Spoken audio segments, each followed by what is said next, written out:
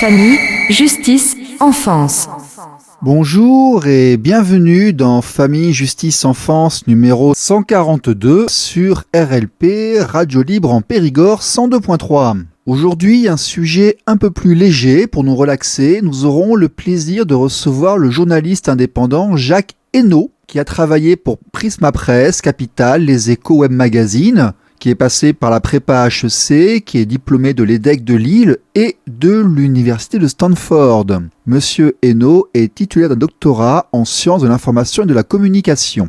Il est auteur de publications scientifiques autour du numérique et des réseaux sociaux. Il est également auteur des livres Facebook et vos enfants, guide pratique, les 45 questions à se poser absolument, en 2012. Silicon Valley, Predator Valley, comment Apple, Facebook, Google et les autres s'emparent de nos données. Les 90 questions que tous les parents se posent, téléphone mobile, internet, jeux vidéo. Tous fichés, l'incroyable projet américain pour déjouer les attentats terroristes. Les enfants face aux écrans, pornographie, la vraie violence. Le tout aux éditions Télémac. Il avait auparavant écrit les jeux vidéo en 2002 au Cavalier Bleu, Internet en 2001 toujours au Cavalier Bleu et la presse économique et financière en 93 au PUF. Vous pouvez le retrouver sur ses sites internet www.hainaut.com, henno.com, ainsi que sur nosenfants.fr, qui parle de nos enfants et des nouvelles technologies, ainsi que sur tousfichiers.com, qui traite de l'impact des nouvelles technologies sur notre vie privée, et enfin les confs,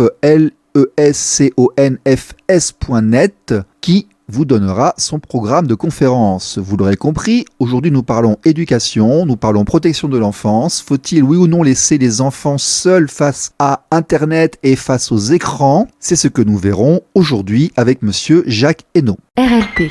Radio Libre en Périgord. Famille, justice, enfance.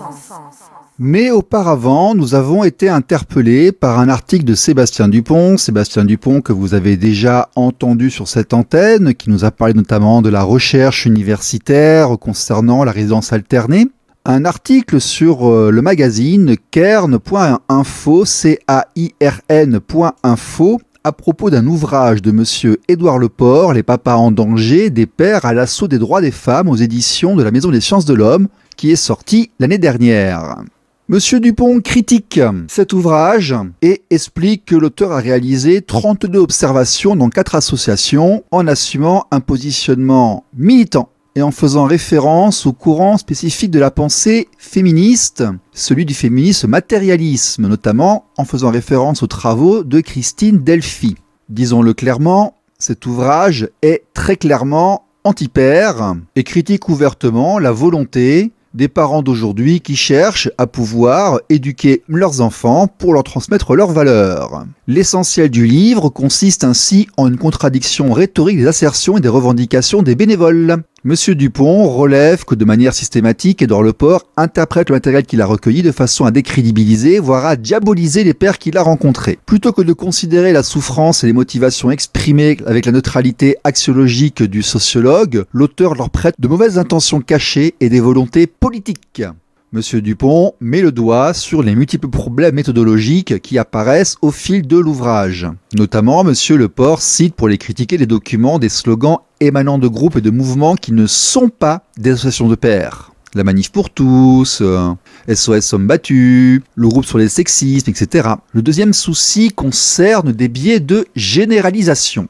Régulièrement, l'auteur utilise un ou deux extraits d'entretien pour tirer des conclusions générales qu'il applique à l'ensemble du mouvement des droits des pairs. C'est un petit peu l'effet micro-trottoir. On met en avant un extrait pour donner l'illusion que ce propos est représentatif.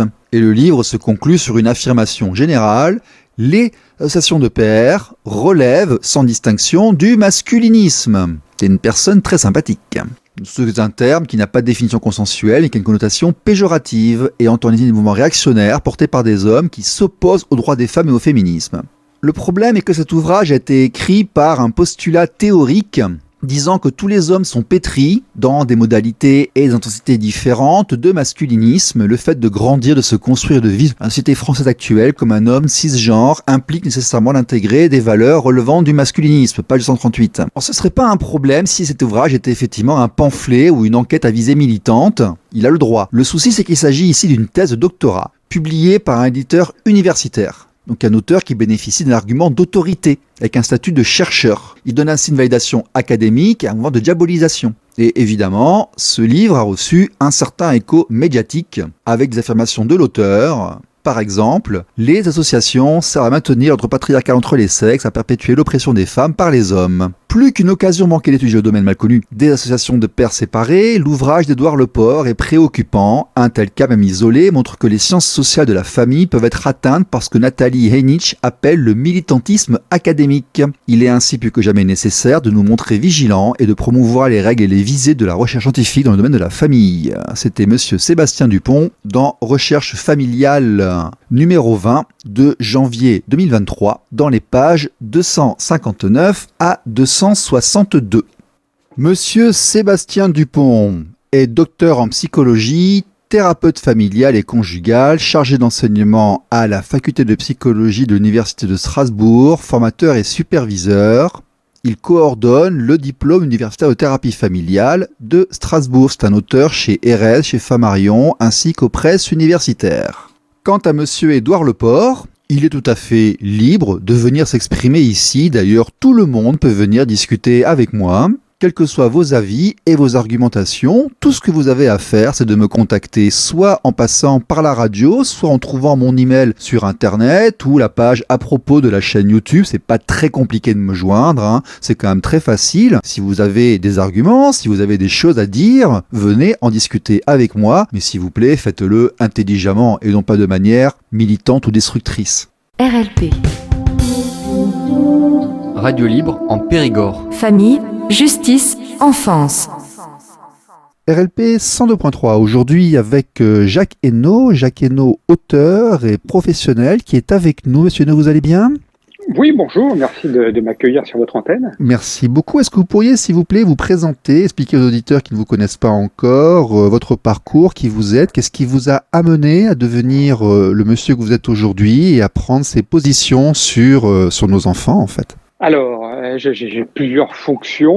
Disons que celle qui m'a amené à parler des enfants et des écrans, c'est au départ celle de journaliste. Il se trouve que je suis journaliste spécialiste plutôt des nouvelles technologies. J'ai longtemps travaillé pour un mensuel économique qui s'appelle Capital et qui m'avait envoyé faire de très nombreux reportages, par exemple dans la Silicon Valley, ce haut lieu de technologie où tout ce qui se passe arrive quelques temps après chez nous sur nos écrans. Je continue à être journaliste, maintenant journaliste indépendant, entre autres pour le quotidien Les Échos. Et puis à la naissance de notre premier enfant, donc c'était en 2002, à la naissance de notre premier enfant, un peu avant, donc je me suis intéressé à l'impact des images sur les enfants. Il y avait eu plusieurs rapports officiels à cette époque-là sur l'impact des images sur les enfants. Un qui était très mal fait, un qui était moyen, un qui était très bien fait. Et devant l'inégalité de ces rapports, j'ai décidé de faire ma propre enquête.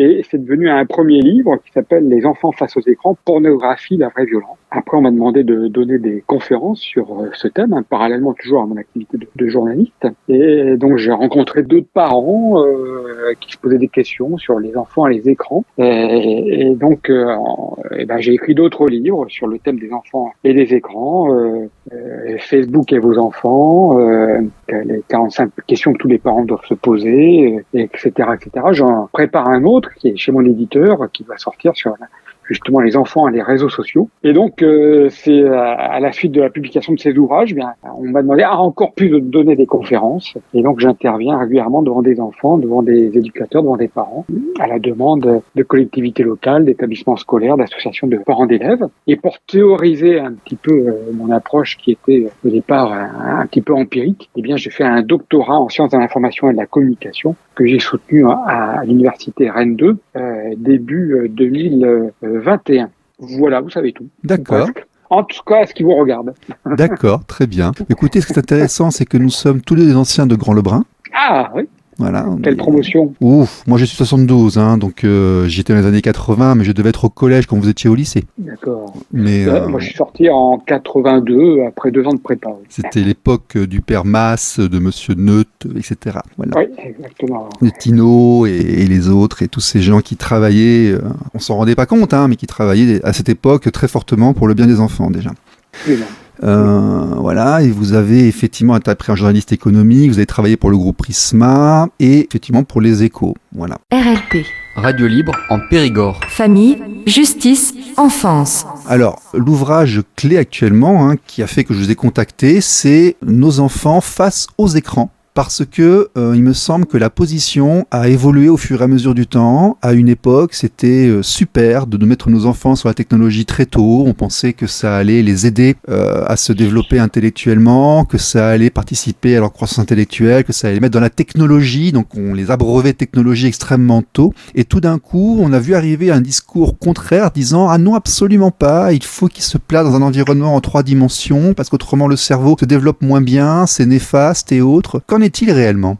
Alors, si vous voulez, il y a d'abord eu historiquement un premier fossé qui s'est creusé entre, d'une part, effectivement, ceux qui disaient il faut mettre nos enfants devant les écrans, ça va les aider à se développer, et puis ceux qui avaient du mal à les mettre pour des raisons idéologiques ou des problèmes financiers. Voilà. Donc on pensait qu'il allait y avoir un fossé social qui allait se creuser entre ces deux pans de la société. Et puis après, on s'est aperçu qu'effectivement, si on mettait trop les enfants trop jeunes devant les écrans tout seuls, c'était pas très bon pour leur développement. Et donc il y a un nouveau fossé qui est en train de se creuser entre les parents qui ont compris quand même que les écrans c'est bien, mais pas pour des enfants trop petits et tout seuls devant des écrans et trop longtemps. Et puis des parents qui sont restés un peu sur la première approche, ils disent plus on met, chez qui c'est open bar, si je puis dire, donc bar ouvert pour parler un bon français, et qui disent qui croient encore que donner un écran très tôt aux enfants, ça va les aider à se développer. Alors, qu'est-ce qu'il en est du point de vue scientifique ? La seule étude longitudinale qui existe, en tout cas à ma connaissance, sur le thème des enfants et des écrans, c'est une étude canadienne, il y a quelques années, qui porte uniquement sur l'exposition des enfants à la télévision. Donc, la télévision qui est un média, qui n'est pas un média interactif. Mais cette étude semble montrer que les enfants de moins de 3 ans qui sont exposés plus que les autres à la télévision, au fur et à mesure qu'ils grandissent, à 13 ans, ils ont des problèmes d'attention, de socialisation, etc. Autre certitude scientifique, la lecture sur tablette, la lecture sur écran, etc., ça n'apprend pas à lire. Et donc, il y a un fossé qui est en train de se creuser entre des enfants qui ont appris à lire sur des écrans et des enfants qui maîtrisent beaucoup mieux la lecture parce qu'ils ont continué à apprendre sur des livres, sur du papier. D'accord. Et alors qu'aujourd'hui, encore, dans beaucoup d'établissements, on donne encore beaucoup de tablettes à l'entrée au collège à les enfants, alors qu'à l'entrée au collège, la lecture n'est pas encore forcément très bien acquise. Elle est censée l'être, mais en pratique, effectivement, elle ne l'est pas toujours. Voilà, elle est censée l'être. Voilà, ça fait partie des programmes. En tout cas, ce qui est marqué dans les programmes officiels, mais les résultats des études montrent qu'il faut faire pas mal de rattrapage. Il y a d'ailleurs des cours de soutien de lecture, etc., en 6e qui ont été instaurés. Si vous voulez, moi, à un moment, j'ai un peu prêché dans le désert sur l'impact en disant que attention, les tablettes n'est pas très bon pour les enfants si on leur donne trop tôt au collège et s'ils n'ont pas les bons acquis culturels nécessaires. Y compris, nous avons 3 enfants qui ont maintenant 21, 19 et bientôt 17. Et la petite dernière, que j'aurais pu appeler la petite dernière, parce qu'elle a quand même 17 ans, elle est dans un établissement où en 5e, sans qu'on nous ait prévenu, parce qu'on l'a inscrit en 6e, on lui a donné une tablette. Et voilà, on voit bien quand même la différence de qualité d'apprentissage par rapport à ces 2 aînés qui ont été dans un autre établissement où il n'y avait pas du tout de tablette. Donc voilà, donc je pense que je ne vais pas vous dire qu'il ne m'arrive pas de douter sur, je ne vais pas appeler ça une croisade, mais ça serait trop fort, mais effectivement, je m'intéresse à l'impact des écrans, des images et des écrans sur les enfants depuis une vingtaine d'années. Et ce que j'ai dénoncé il y a déjà 20 ans, la pornographie, l'impact de la pornographie sur les enfants, eh bien les différents gouvernements qui sont succédés ont tenté de trouver des moyens pour juguler l'exposition des enfants à la pornographie, avec plus ou moins de succès, plutôt moins de succès que plus. Dans un certain établissement qui à un moment m'avait, je ne vais pas dire banni, mais faisaient plus appel à moi parce que mon discours sur les tablettes leur faisait un peu peur, parce que même donner des tablettes, etc. Eh bien, ils me font revenir en disant, oui, finalement, je pense que vous aviez raison. Alors, il faut utiliser les tablettes à bon escient, pas trop tôt, en encadrant tout ça. Donc, il y a quand même un retour de balancier sur le thème des tablettes dans beaucoup d'établissements. C'est parfois difficile d'avoir raison trop tôt. Écoutez, c'est parfois aussi un peu, écoutez, je sais pas, ça peut être prétentieux, je sais pas si j'ai eu raison trop tôt, mais en même temps, ça fait partie du rôle au départ. La science a démontré que l'enfant, quand il était mis devant un objet plat, son cerveau ne développait pas l'apprentissage en 3 dimensions. C'est pour ça qu'il a besoin d'interaction, d'aller à l'extérieur et autres. Ça, les neurosciences l'ont montré. Donc effectivement, l'abus de tablette est néfaste au développement de l'enfant. Donc ça, très clairement, scientifiquement, vous aviez raison sur ce point. Voilà, et puis ça fait partie du travail de journaliste et de chercheur, parce que maintenant je suis quand même un peu chercheur avec ce doctorat, d'être en avance, d'être en avance. Là où j'ai été, si vous voulez, peut-être le plus en avance, c'est sur le thème de l'impact des nouvelles technologies sur la vie privée. J'ai écrit un livre qui s'appelle Tous fichés, l'incroyable projet américain pour déjouer les attentats terroristes, et je crois que je l'ai publié, il faudrait que je regarde, mais je crois que c'est 2008, bien avant que Edward Snowden, le lanceur d'alerte américain qui est réfugié en Russie, 2005. et dénoncé. 2005. Voilà, merci. Effectivement, nous allons rebondir dessus juste après ça. RLP. Radio libre en Périgord. Famille, justice, enfance. Donc bien avant que Edward Snowden ne dénonce et ne démontre les abus de la NSA, la National Security Agency, l'agence d'espionnage électronique du gouvernement américain, des agissements donc de la NSA qui capte plein d'informations, récupère d'informations, réquisitionne des informations auprès de Google, Apple, etc. Oui, donc vous avez écrit donc effectivement en 2005 Tous fichés aux éditions Télémac, l'incroyable projet américain pour déjouer les attentats terroristes. Et ce qui est intéressant, c'est qu'il y a son petit frère qui est arrivé un peu plus tard, qui s'appelle Facebook et vos enfants guide pratique. Il y a une relation entre Facebook, les enfants et le fichage américain? Alors le livre, vrai petit frère, il s'appelle Silicon Valley / Predator Valley, point d'interrogation, comme on appelle Facebook, Google et les autres s'emparent de nos données, qui a dû paraître en 2011 et 2012, juste après effectivement Facebook et vos enfants. Oui, il y a bien sûr un lien entre ces deux sujets qui me passionnent, sur l'impact des nouvelles technologies sur les enfants et l'impact des nouvelles technologies sur la vie privée, avec les réseaux sociaux, qui sont le média le plus utilisé maintenant par les préados et les ados, et qui captent énormément d'informations sur nous. On le voit encore avec tout le débat qu'il y a actuellement sur TikTok. Faut-il bannir TikTok? Faut-il interdire TikTok d'abord auprès des fonctionnaires américains, européens, français, et est-ce que peut-être il faut même l'interdire complètement à tous les utilisateurs. De manière très récente, le gouvernement français a interdit l'usage des applications récréatives, dont TikTok, sur les matériels officiels nationaux, je crois. J'ai cru comprendre, on va passer ça il y a une semaine, mais c'est pas forcément parce que ça rend idiot, c'est parce que les informations qui sont sur ces ordinateurs sont captées par les applications correspondantes et envoyées en Chine, en fait. C'est ça le soupçon qu'il y a derrière. Exactement, de même que on sait très bien que les informations captées par Google, Apple et beaucoup de Microsoft sont peut-être réquisitionnées par le gouvernement américain. Mais ça c'est officiel, on le sait, c'est le Patriot Act, ça veut dire que dès qu'une information rentre sur le territoire américain, il est accessible au service. C'est pour ça qu'ils mettent des serveurs à la fois à l'étranger et à la fois chez eux, comme ça dès qu'il y a un flux qui rentre sur leur territoire, ils peuvent faire absolument ce qu'ils veulent avec. Mais eux c'est légal et on le sait. Voilà, mais les Chinois, il n'y a pas de raison qu'ils fassent pas pareil. Voilà. Ah, mais je suis d'accord, tout à fait, bien sûr. Si c'est pas encore les mêmes, si c'est pas encore reconnu. Alors, est-ce que les agissements américains sont légaux? Pour eux, pour nous, je sais pas.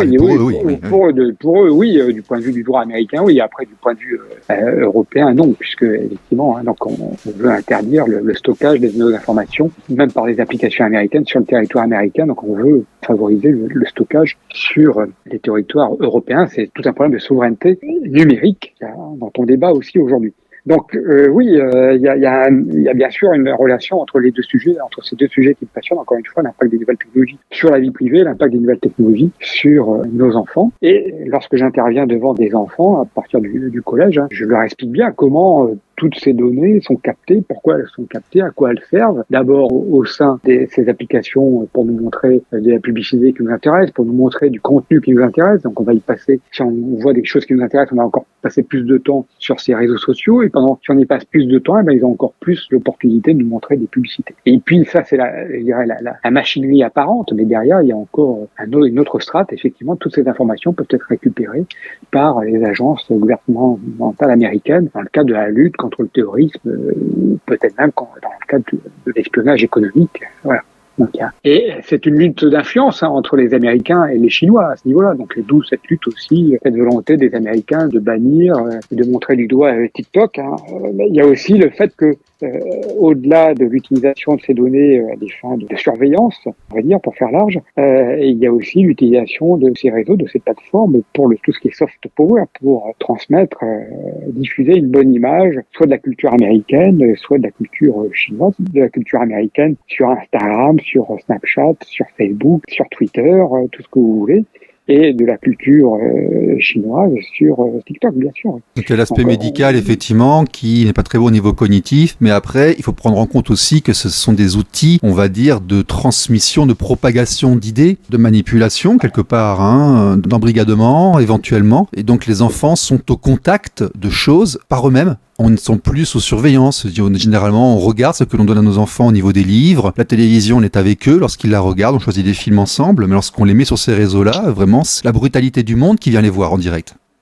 Oui, d'autant que de plus en plus de parents perçoivent le monde extérieur comme dangereux. C'est pas moi qui le dis, c'est tous les sociologues que j'ai interviewés pour mes articles et pour mes livres. Mais depuis que les chaînes de télévision en France diffusent énormément de séries policières, donc avec des meurtres, tout ce que vous voulez, et puis depuis qu'il y a eu malheureusement tous les attentats, encore plus sans doute avec le Covid, nous, parents, nous percevons le monde extérieur comme dangereux et nous avons encore plus tendance à laisser nos enfants dans leur chambre. Ils sortent de moins en moins, donc ils passent de plus en plus de temps dans leur chambre, et dans leur chambre, ils sont de plus en plus sur leurs écrans, ordinateurs connectés à Internet, smartphones, et effectivement, à travers ces écrans, ils sont en contact avec le monde entier, avec tout ce que ça a de positif, mais aussi de négatif, y compris, effectivement, comme vous l'avez souligné, des outils qui peuvent être des outils il faut bien dire, de propagande, que ces outils soient d'origine américaine ou d'origine chinoise. RLP. Radio libre en Périgord. Famille, justice, enfance. Jacques Hainaut. Jacques Hainaut sur RLP 102.3 aujourd'hui. Monsieur Hainaut, vous qui avez fait des recherches sur ce sujet et autres, quels seraient les conseils que vous pourriez donner aux parents ? De manière générale, dans ce monde de technologie dans lequel il faut bien aussi que nos enfants s'adaptent et aient accès, comment faut-il s'occuper de nos enfants face à la technologie qui est dans nos vies de tous les jours ? Alors, rien ne remplace d'abord un dialogue constructif avec ses enfants. En parler, discuter de ses enfants, parce que lorsque vous leur donnez un smartphone, lorsque vous allez les autoriser ou pas à s'inscrire sur des réseaux sociaux, leur expliquer que ces appareils, ces plateformes, les réseaux sociaux, vivent de ce qu'on appelle l'économie de l'attention. L'économie de l'attention, c'est capter notre attention, capter du temps de notre cerveau. On n'a pas trouvé comme meilleure formulation que ce que disait Patrick Lelay, lorsqu'il était PDG de TF1, et qui disait notre métier, c'est de vendre du temps de cerveau disponible aux annonceurs. À Coca-Cola, il disait même. Il disait pas les annonceurs, il disait à Coca-Cola. Donc, vendre du temps de cerveau humain disponible, c'est vendre de notre attention. Et quand il disait Coca-Cola, effectivement, c'est vendre du temps de cerveau humain disponible aux annonceurs. Les réseaux sociaux font exactement la même chose. Ils vivent des publicités qui sont vues sur les réseaux, sur leurs plateformes. Encore une fois, il faut capter notre attention. On a développé plein d'astuces pour capter notre attention. Par exemple, les petites notifications que nous recevons lorsqu'il y a une actualité sur un réseau social auquel nous sommes abonnés. Un petit message s'affiche sur notre smartphone, nous cliquons dessus, nous ouvrons l'application, nous allons y passer du temps, ils peuvent nous montrer de la publicité. Voilà. Lorsque j'interviens devant des collégiens et des lycéens, je demande toujours qui a 10, 20, 30, 100, 800, 1000, 1500, 5000, parfois, on est monté une fois jusqu'à 15 000 abonnés sur Instagram. Une gamine, un cinquième qui avait 15 000 abonnés sur Instagram, et je lui demande quel est ton prénom. Mettons qu'elle s'appelle Elisabeth. Elisabeth, est-ce que tu peux me dire à quoi ça sert d'avoir 15 000 abonnés sur Instagram? En général, il y a un grand blanc. Je sais pas. Je vais te dire, Elisabeth, à quoi ça sert d'avoir 15 000 abonnés sur Instagram? Tu travailles gratuitement pour Instagram. À chaque fois que tu publies quelque chose sur Instagram, tes 15 000 abonnés vont recevoir une notification. Beaucoup d'entre eux vont ouvrir le réseau social, vont aller sur Instagram, vont y passer du temps. Instagram va pouvoir leur montrer de la publicité et gagner de l'argent. Et donc, tu fais gagner de l'argent à Instagram. Tu travailles gratuitement pour Instagram. En général, il faut laisser un tout petit peu réfléchir. Donc, première chose, un dialogue constructif. prendre toutes les occasions possibles pour expliquer comment ces réseaux, ces appareils vivent de l'économie de l'attention. Ensuite, il y a quelques règles simples quand même. Pas d'écran avant 3 ans. Même certains chercheurs commencent à dire pas d'écran, aucun écran, tout seul avant 6 ans. Alors, vous pouvez passer du temps avec votre enfant, si c'est pour faire un jeu avec lui, pour regarder un dessin animé avec lui devant la télé, etc. Mais il faut être avec lui. Il ne faut pas que ça soit trop long, pas plus de 20 minutes, 30 minutes par jour lorsqu'ils sont petits, mais jamais d'écran tout seul. Voilà. On ne laisse pas un enfant tout seul devant les écrans. Ensuite, vous n'avez pas d'internet tout seul avant 6 ou 9 ans, pas de jeux vidéo tout seul à peu près au même âge, et idéalement pas de smartphone avant au moins l'entrée au collège, voire plus si on peut tenir. Voilà, moi je connais à chaque fois que j'interviens dans les établissements scolaires, je fais des mini-sondages à main levée, qui a un smartphone, qui est abonné à tel réseau social, etc.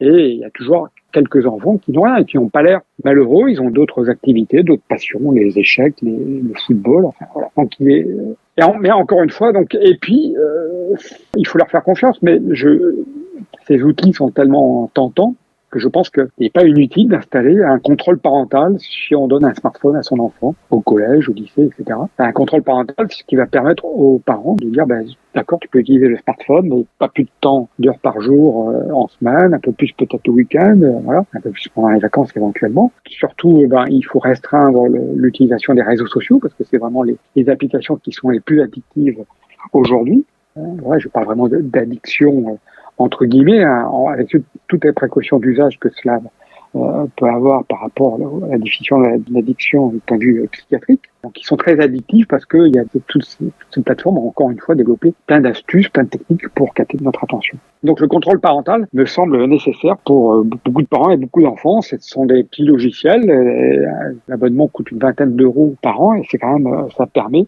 d'encadrer, comme vous le disiez tout à l'heure, lorsqu'on regarde la télévision avec eux, on sait ce qu'ils regardent. Lorsqu'on leur donne des livres, on sait ce qu'ils lisent. Nous avons le droit aussi de savoir combien de temps et qu'est-ce qu'ils font sur leur écran. C'est pour les protéger, c'est pour leur rendre service, c'est pour qu'ils ne passent pas trop de temps et qu'ils puissent consacrer du temps par ailleurs à la vie en société, la vie scolaire, la vie en famille, etc. Oui, il n'est pas question ici de les priver de technologie. Je veux dire, un téléphone, ça peut être utile, avoir son enfant quelque part qui est joignable, qu'on puisse appeler, voire localiser. Il peut y avoir un intérêt lorsqu'il a 10-12 ans. Il s'agit juste en fait de mettre des barrières, de border et de regarder uniquement le côté utile et non pas le côté néfaste. Il s'agit de mettre des limites. Un enfant a besoin de limites pour se construire, même si il va peut-être se débrouiller pour dépasser les limites, parce qu'ils sont très malins. Certains peuvent trouver des astuces pour contourner le contrôle parental. C'est une technologie. La technologie n'est pas fiable. Aucune des technologies n'est fiable à 100%. Mais au moins, ils ont une limite, ils ont un cadre, et tous les enfants ont besoin d'être cadrés. Sinon, ils se construisent dans le vide. D'accord. Très bien. RLP. Radio libre en Périgord. Famille, justice, enfance. Monsieur Hainaut, Jacques Hainaut sur RLP 102.3, est-ce que vous avez une actualité, des ouvrages en préparation, quelque chose qui va venir, qui vous attend? Oui, comme je vous le disais, donc il y a un prochain livre qui va apparaître toujours aux éditions Télémac, mon éditeur Stéphane Vatlet m'a fait confiance depuis ce premier livre sur le thème des enfants et des écrans, pornographie, la vraie violence. Donc un livre à apparaître normalement courant avril, mi ou fin avril. Et en tout cas, le texte est chez l'éditeur sur le thème des réseaux sociaux. Pourquoi vos enfants doivent quitter les réseaux sociaux, en expliquant le fonctionnement des réseaux sociaux, en expliquant tous les dangers que peuvent avoir représenté les réseaux sociaux pour nos enfants, et une partie très pratique, un guide pratique encore une fois. C'est un livre très facile d'accès avec une partie extrêmement pratique. Justement, d'abord tout un chapitre consacré à comment amorcer un dialogue constructif avec ses enfants, comment parler des réseaux sociaux avec ses enfants. Et c'est à partir de mon travail de conférencier, de mon expérience de conférencier, quel est le discours que je tiens moi-même devant des préados et des adolescents au sujet des réseaux sociaux. Et puis aussi un guide très pratique sur comment paramétrer chaque réseau social, par exemple, comment installer la double authentification, comment faire en sorte que les enfants puissent pas être suivis à la trace sur Snapchat à cause de la géolocalisation, etc. Je pense que c'est un guide pratique qui pourra aider beaucoup de parents, beaucoup de familles. En tout cas, il a été écrit dans ce sens.